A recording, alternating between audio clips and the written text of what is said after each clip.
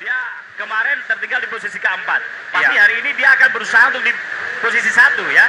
Ini catatan penting untuk seorang Desmond Jonathan ini ya. Iya betul. Kemarin Atai sangat kecewa dia kan dengan posisi 4. Dan saat ini kita akan menuju ke race. Yes. Sudah diberangkatkan. Siapakah Holson? Atai. Frans Tanujaya. M. Atar langsung menunjukkan ya. Dan saat ini terlihat Holson berhasil dicapai seorang M.A.T. Al-Ghifari. Dan saat ini ada tambahan hadiah tentunya untuk siapa yang mampu mencapai Holson di urutan terbaik. Ataukah baik, tentunya sudah disiapkan oleh sponsor.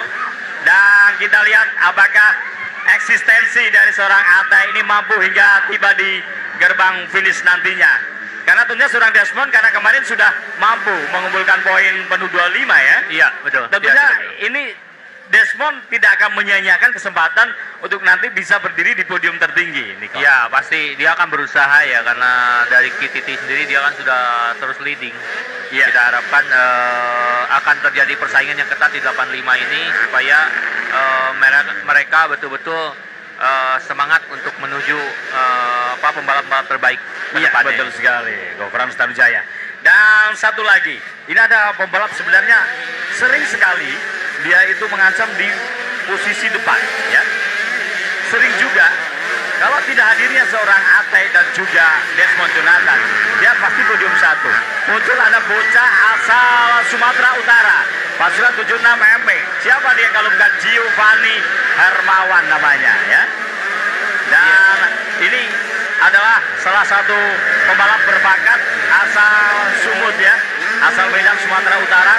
Giovanni Hermawan ini seringkali mengancam di posisi kedua, di mana kemarin juga mampu finish di urutan kedua di belakang Desmond ya. Iya betul. Ya. Memang Giovanni juga salah satu pembalap yang sangat potensi ya, karena dari beberapa tahun ini dia selalu bisa menyodok juga di posisi depan. Ya memang itu kita lihat bakat-bakat alam di daerah ini kan banyak gitu kan. Jadi sebetulnya motocross ini sudah bisa merata lah di semua daerah ini. Mudah-mudahan nanti kedepannya dengan adanya pembalap-pembalap dari luar Jawa ya tentunya bisa menambah persaingan di dunia motocross kita. Ya, tentunya ini satu kebanggaan tersendiri ya bagi kami dari halayak dunia otomotif Indonesia. Karena putra-putra daerah banyak sekali yang sudah memunculkan dari daerah-daerah luar Pulau Jawa tentunya. Ini sedikit mengobati rasa penasaran dan juga harapan kita. Ada insiden sepertinya 41 Al Jalaluddin ya? Iya, iya, Al Jalaluddin sepertinya kurang kontrol. Apakah terjadi pergeseran di sana? Apakah overtake dilakukan? Kita lihat saudara-saudara di mana ada Desmond Jonathan. Pasukan Rizky Motorboss VMX Indonesia. Ini salah satu pembalap yang disupport VMX yang disupport VMX Indonesia. Ini kenapa juga VMX selalu memantau perkembangan para pembalap-pembalap muda Indonesia. Dan saat ini VMX memilih pilihannya untuk mensupport seorang Desmond Jonathan. Mengingat track record dari seorang Desmond akhir-akhir ini cukup konsisten ya. Kita lihat persaingan sangat seru di antara Atar dan betul sekali Desmond ya. Seru sekali. Kita lihat bagaimana mereka mengambil belokan dari sisi luar dan dalam. Dan kita lihat ini sama-sama mencari strategi ya bagaimana untuk melewatinya. Iya. Dan terlihat memang seorang Desmond tampil impresif sekali. Seorang Desmond cukup santai sekali dan kali ini mampu melakukan overtake ataupun menggeser seorang M. Atar Al-Ghifari ya. Kalau memang di sini terlihat sekali jam terbang di 85. Desmond di sana lebih memiliki jam terbang. Iya betul, dia udah lama. Iya betul sekali. Tapi potensi dari seorang M. Atar Al-Ghifari memang tidak bisa kita pungkiri. Terlihat sekali di mana dia saat ini masih berada di posisi kedua. Dan tidak terlalu jauh juga. Ya jaraknya cukup dekat. Jarak rentangnya antara M. Atar dan juga Desmond Jonathan. Dan kita lihat Sementara itu posisi ketiga Ivan Valrosi muncul lagi-lagi. Saat ini ada anak didik dari Mevan Sagrama Wijaya, Ivan Valrosi, tergabung bersama pasukan 168 Federal Oil GAGRL 22 KJT Yogyakarta. Ini ada adik dari Asrian Dewahyu, Ivan Valrosi. Sebenarnya juga Ivan saat ini mencoba untuk memangkas jarak rentang di belakang. Oh, ada apa dengan Ivan Valrosi? Apakah saat ini justru muncul Kemal Andrea? Ya, Kemal Andrea. Kejutan juga ya, Kemal kemarin di belakang, sekarang bisa dia maju ke depan dengan baik ya. Kemal Andrea, pasukan MPS Banten, ada anak didik dari Bang Fahmi. Posisi keempat adalah Daril Atala Razekti. Ini Daril juga cukup konsisten juga, kemarin berhasil naik podium. Di mana saat ini Daril Atala Razekti berada di posisi keempat. Andre Anavia Mutakin posisi kelima. Ivan merosot ke posisi keenam ya. Ya, posisi keenam Ivan Valrosi. Kita lihat bagaimana seorang M. Atar Al-Ghifari lagi-lagi cukup mengagetkan, berikan kejutan lagi-lagi seorang M. Atar Al-Ghifari. Dan ini dia persembahan dari Trisula MX Indonesian West Java Motocross Championship 2022. Tentunya ini adalah yang kami janjikan. Kami akan menyajikan pertarungan luar biasa. Pembalap-pembalap muda dunia MX Indonesia sekelas M. Atar Al-Ghifari, Desmond Jonathan. Dan saat ini dua bocah ajaib Indonesia dan Desmond Jonathan Jawa Timur. Desmond Jonathan saat ini disupport bersama Rizky Motorbos Melvi MX ID, RMS Bull, GoPro ART Indonesia. Dan Jawa Timur sepertinya juga masih aktif untuk melakukan regenerasi, menyiapkan generasi penerus. Kalau menurut Bang Frans Tanujaya, bagaimana menurut pandangan Anda tentang Jawa Timur?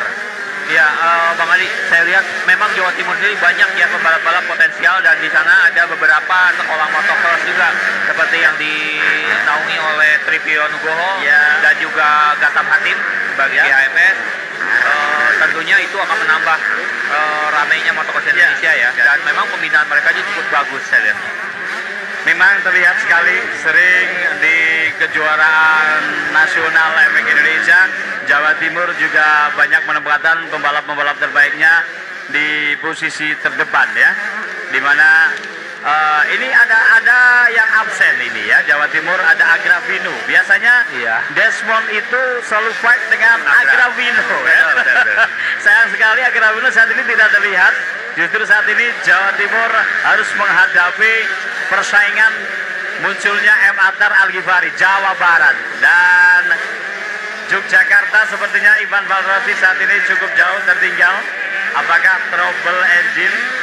Dan kalau mengingat kita melihat layout sirkuitnya Grand Wisata Bekasi, ini layout sirkuit memang yang dipersiapkan cukup matang, terutama untuk safety-nya. Tapi ada beberapa pembalap sebenarnya masih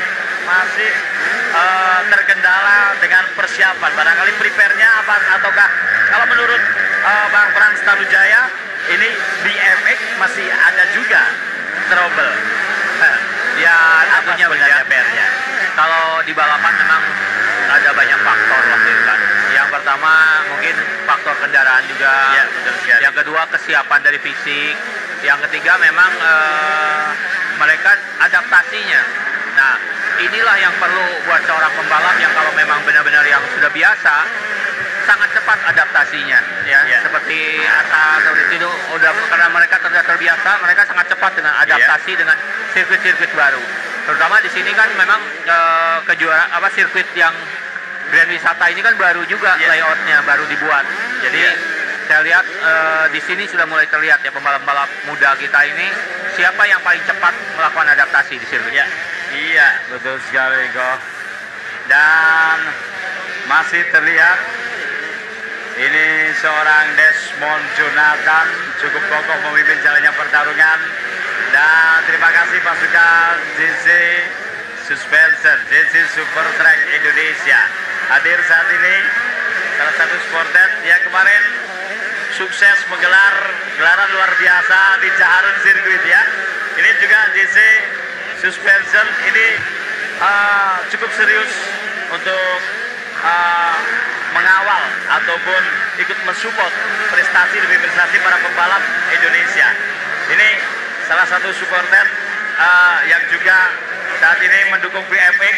Ya. Kita jalan bareng untuk kembali mencoba menyaring kembali talenta-talenta muda yang kita hadirkan di Grand Wisata Bekasi.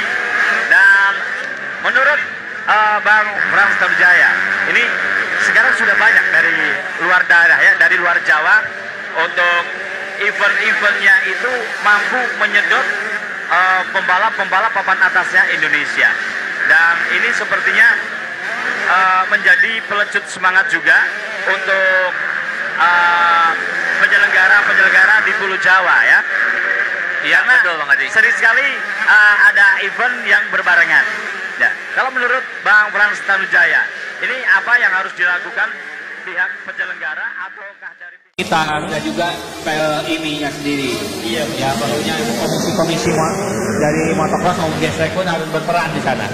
Betul sekali, saya sangat setuju sekali apa yang disampaikan oleh beliau Bang Frans Tanujaya, karena beliau punya segudang pengalaman, bahkan kalau boleh saya katakan bergudang-gudang pengalaman untuk menjadi seorang pembalap, untuk terlibat menjadi promotor dan juga dari pilihan penyelenggara. Ya.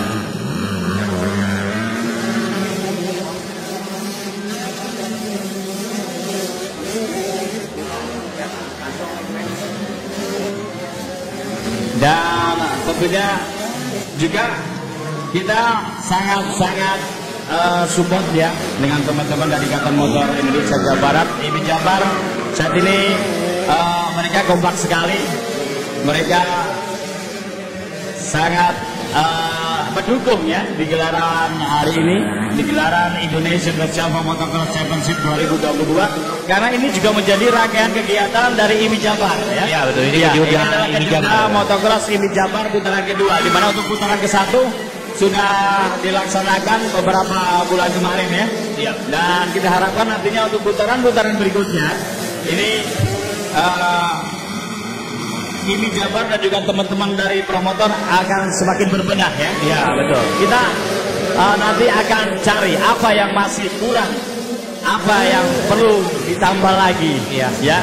Dan sepertinya tapi ini sudah banyak peningkatan. Kalau menurut Bang Frans Tanujaya, kegiatan hari ini berapa besarkah persentase kesuksesannya?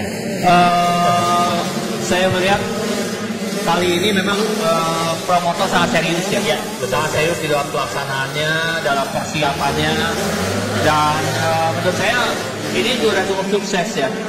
Dari segi pelaksanaan ini sudah cukup sukses, baik dari peserta maupun dari persiapan penyelenggaraannya. Iya betul sekali. Dan memang kalau saya baru masuk di pintu gerbang depan aja udah terlihat rapinya penataan dari kemasan gelaran Indonesian West Java Motocross Championship 2022 ini ya. Dan kita kembali ke track Bang Frans, sepertinya ada yang mengalami accident. Oh, bangkit lagi. Dan Desmond Jonathan masih memimpin jauh. Ada Mariana Mata yang muncul dari belakang. Masih ada kedua dia. Oh, masih berada di posisi kedua Altai. Dan Desmond sudah melakukan banyak overlap ya. Iya, betul sekali. Seperti kita lihat. Dan wah, mainnya santai sekali Desmond Jonathan. Seperti tidak ada beban ya Bang Frans ya. Sekarang berubah posisi Ivanov yang posisi di ketiga.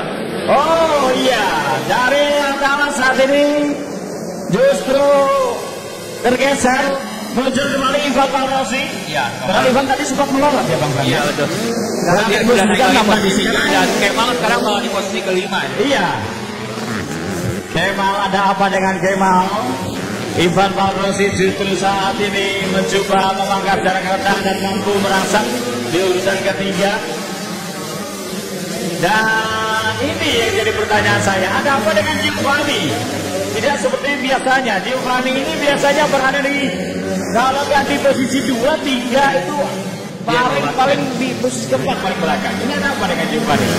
Ya, dia dari tadi belum sempat ke atas ya. Iya. Dia terganjal di bawah juga dia. Iya betul. Dalam prosesi startnya sebenarnya Giovanni ini sedikit mengalami masalah ya. Iya benar. Dan kalau melihat lusutnya juga tadi M.A.T. ya, M.A.T. yang dapat lusut. Di sebelahnya langsung muncul Desmond. Sepertinya tadi seorang Giovanni tidak berada di sana, agak sedikit ke tengah mungkin. Dan ini pembalap Jateng, ini ada 103 Sulido Ramadan, Yogyakarta juga ada Cameron Stefano Galardo SML. Ini masih tertahan di barisan tengah. Dan saat ini Desmond Jonathan, lagi-lagi Desmond Jonathan, luar biasa. Sudah banyak pembalap yang di-overlap oleh Desmond. Dan kalau melihat ini penampilan dari M.A.T. Akibari, sebenarnya peluangnya untuk tetap berada di posisi runner up cukup besar ya peluangnya ya. Kelihatannya sudah jauh ke depan ya. Ini Iya. berdua dari Desmond dan Atar ini meninggalkan jauh yang posisi 3, 4, dan 5-nya. Sangat jauh sekali. Justru yang seru ini posisi 3, 4, 5 ini. Iya, betul sekali. Rossi, Atala, dan Andrea. Iya betul. Andrea Novia dan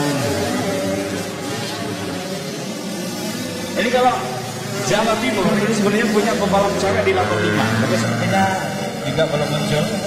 Dan kalau untuk pembalap wanita, melihat perkembangannya saat ini, menurut Bang Frans Tamjaya, ini sangat sedikit sekali stopnya. Regenerasinya hampir-hampir tidak ada kalau boleh saya katakan. Kalau menurut Bang Frans Tamjaya, seberapa besarkah peluang untuk Indonesia untuk kembali meregenerasi pembalap wanitanya? Ya memang itu salah satu pekerjaannya rumah ya untuk ini sendiri, bagaimana mengakomodir dari gender dari wanita ya. Iya. Gender wanita ini memang harus kita sosialisasikan karena bakat-bakat itu banyak sebetulnya di daerah-daerah ini, banyak balap wanita itu. Bagaimana mengakomodir mereka? Ya mungkin apakah dengan mulai dengan dari pocket bike seperti itu yang harus dengan entry level yang mungkin lebih mudah dan murah, mungkin akan banyak ya. Iya betul sekali. Sangat setuju sekali dengan apa yang disampaikan oleh Bang Frans Tamjaya ya.